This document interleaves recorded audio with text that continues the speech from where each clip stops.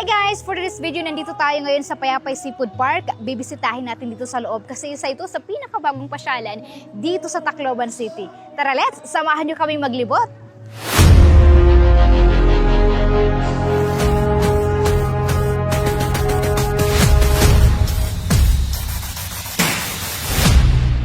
Unang-una kong napansin dito mga may ay ang kanilang maaliwalas at malinis na paligid. Kaya naman hindi nakapagtataka kung bakit dinarayo ang lugar na ito. Ito nga po pala ang Payapay Seafood Park na matatagpuan natin sa Barangay 89 Payapay, San Jose, Tacloban City. Anyways, so makari kita rin dihiton mga mismo nagluluto ito mga barbecue para makita kung ano nga po ito nira mga hahatag didi nga serbisyo. Of course ito mga food gihapon nga iragin luluto didi para gihapon natin makita kung ano. Okay, let's go! Grabe mga minawindang ako sa suot ng kanilang mga staff dito, may pa-uniform. At saka malinis talaga silang tingnan. Kaya naman hindi nakapagtataka kung bakit pinipilahan yung kanilang barbecue dito. At maliban sa malinis, mura lang din ang kanilang barbecue dito. Yung pork barbecue mabibili mo lang sa 40 pesos, chorizo 30 pesos, dugo, 3 pieces na to ha, 20 pesos. Meron din sila ditong sisig with egg na nagkakahalaga lang ng 150 pesos at marami pang iba. At alam nyo rin ba na meron sila ditong pasayan na binabarbecue? O diba? Sobrang sarap nito mga may, kaya naman itry nyo yung kanilang barbecue dito. Ngayon ito lang muna yung ino-offer nila pero sa mga susunod na araw ay meron na silang bagong i-offer na food. Wow, may dehra pa screen ha, didi. Bongga. Static.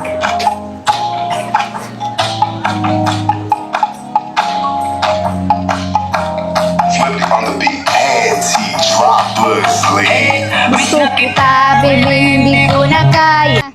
Anyways, kasama ko nga pala dito si Amir at ang kanyang papa. So ngayon, nakita namin na meron ditong playground. So pati ako nai-excite na din sa playground. Pupunta kami ngayon sa playground. Dali! Libre at wala pong bayad ang kanilang playground dito, kaya naman nakaka-excite. At syempre, kailangan din natin silang bantayan para naman malayo sa disgrasya. This is our first time na pumunta dito or bumisita dito sa Payapay Seafood na kasama si Amir. Kaya naman nakaka-excite dahil iba din yung feeling kapag kasama ang buong pamilya. Medyo marami-rami rin yung mga batang naglalaro dito nung pumunta kami. Ito nga tagapagsabayan na nga si Amir, kaya naman ito nagpunta siya dito sa may slide. Parang gusto niya din mag-slide.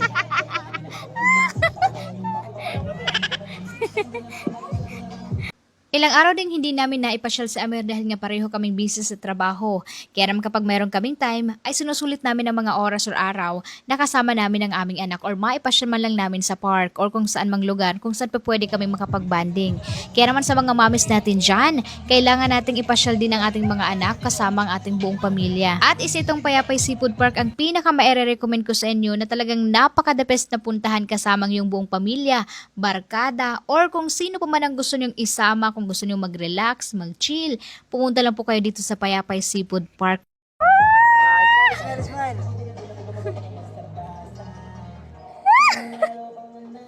Uy, di rin mautol.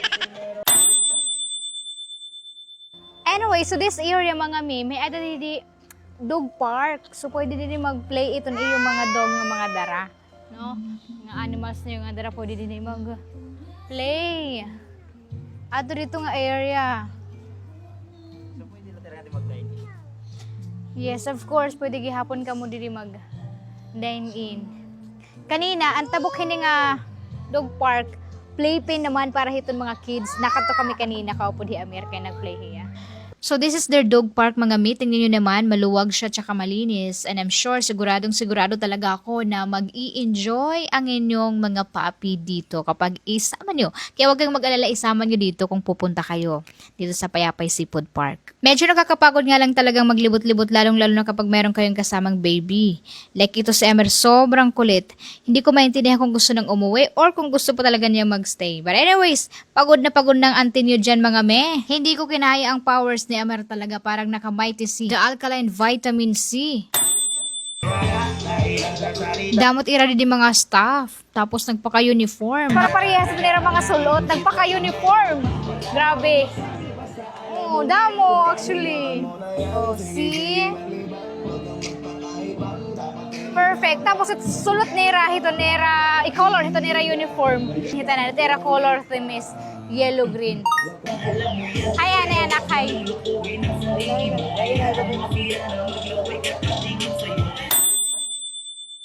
Meron din sila ditong pa-fountain na talaga namang mag-i-enjoy ka at maganda ding mag-picture-picture ditong side. At para naman sa mga mahilig sa music, huwag kayong mag-alala dahil meron po sila ditong live bands at kung wala naman, meron po sila ditong pa-music na talaga na mag-i-enjoy kayo sa lahat ng mga music na pinapatugtog nila na sabay sa uso talaga.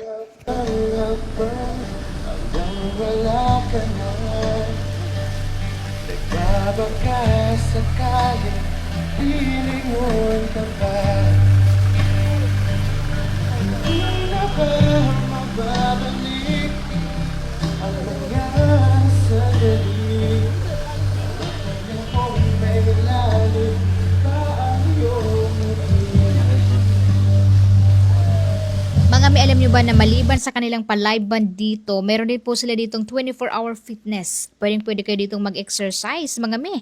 At syempre, meron sila ditong Payapay Garden Filipino Kitchen. Para po ito sa mga mahilig sa mga Filipino food. Meron po sila dito, nag-o-offer po sila dito ng mga Filipino flavors food. At para naman sa mga mema natin dyan na mahilig magkape, huwag kayong mag-alala. Dahil dito sa Payapay Seafood Park, meron po sila ditong coffee shop. Meron silang Black Cup Coffee, kung saan pwede kayo ditong magkape.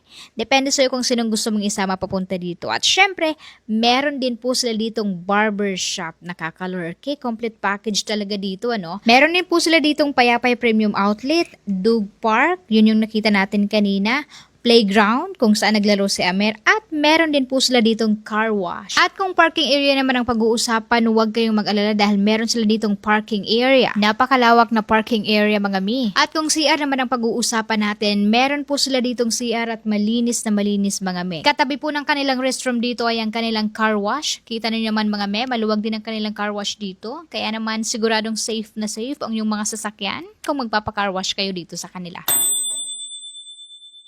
One-stop shop. Tanan adi na po didi. So it amon po liwat sunod is anamon coffee shop. May da kami parlor ngan salon nga di po. Oo.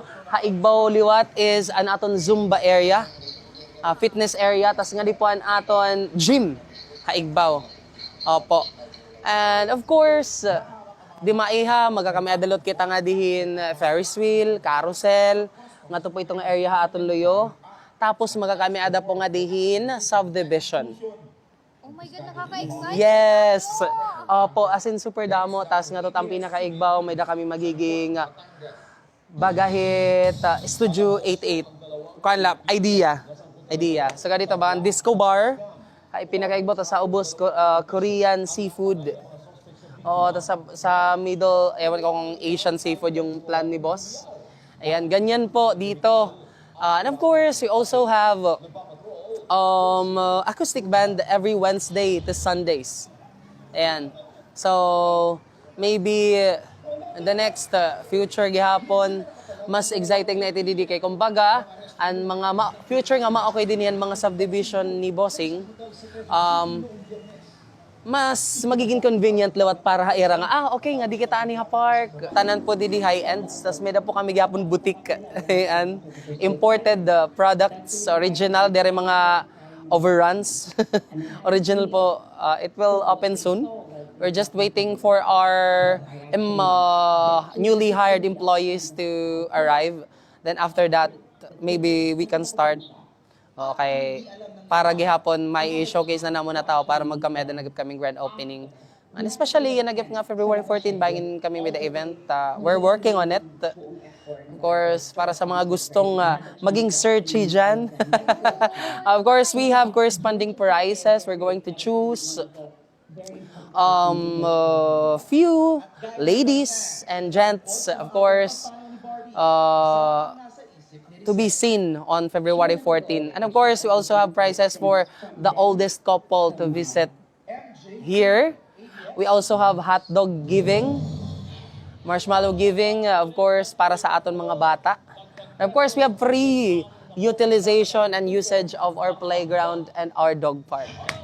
Yes, lahat free, wala pong bayad. Pagkain lang at saka hindi mo yung babayaran mo dito. In addition mga meron din po sila ditong soon to open 23 hours convenience store. Para po siyang 7-Eleven mga mi. Sadyang iba lang talaga yung kanyang pangalan to make it catchy. Kaya ano pang hinihintay nyo mga may, bumisita na po kayo dito sa Payapay Seafood Park, ang dating Ground Zero. Tapos manalasa ang bagyong Yolanda noong 2013. Ngayon ay meron ng isang nakatayong seafood park na bonggang-bongga. Anyways, dito lang muna for today's video. Maraming salamat po sa panunood. Bye-bye! Audio Jungle.